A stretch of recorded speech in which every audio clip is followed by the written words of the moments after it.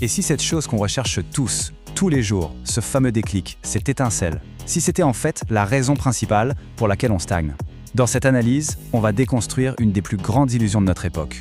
C'est bien ça, ce sentiment qu'on poursuit, toutes ces vidéos inspirantes qu'on regarde, c'est peut-être justement ça qui nous paralyse. Et voilà le piège. La motivation, ça ne nous fait pas vraiment avancer, ça donne juste l'impression d'avancer. Le vrai danger, c'est qu'on devient complètement accro à cette petite dose d'énergie qui, par définition, ne dure jamais. C'est un cercle vicieux, presque invisible, dans lequel on tombe tous. Ça commence toujours bien, on trouve la motivation, on se lance, on passe à l'action, et puis inévitablement, la fatigue s'installe. Alors on lâche, on se sent coupable, et on repart à la chasse, à la motivation. C'est un cycle sans fin qui ne mène absolument nulle part. C'est un scénario qu'on connaît tous, non? On a une super idée, on se sent invincible, le premier jour tout est nickel, mais très vite l'élan s'essouffle, les « je le ferai demain » commencent à pointer le bout de leur nez, et une semaine après, on est de retour à la case départ en quête d'une nouvelle dose d'inspiration. Bon, il est temps d'arrêter, il faut casser ce schéma. Souvent, pour briser ce cycle, on se dit qu'il faudrait être plus discipliné, avoir plus de volonté. Mais le vrai problème, en fait, il n'est pas là.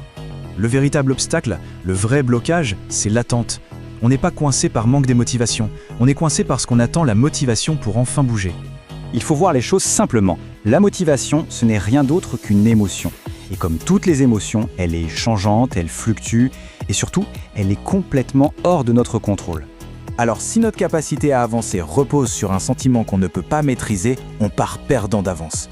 C'est littéralement comme essayer de construire une maison sur du sable. Les fondations ne tiendront jamais.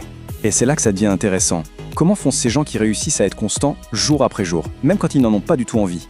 Eh bien, la différence fondamentale, elle est là. La personne qui compte sur la motivation agit quand les conditions sont bonnes. La personne disciplinée, elle, agit, point. Quoi qu'il arrive. Peu importe la fatigue, le doute ou l'ennui. L'action n'est plus une option, elle est une évidence. C'est vraiment ici que tout change. Il faut comprendre que la discipline, ce n'est pas une super motivation. C'est ce qui prend le relais quand la motivation, inévitablement, nous laisse tomber.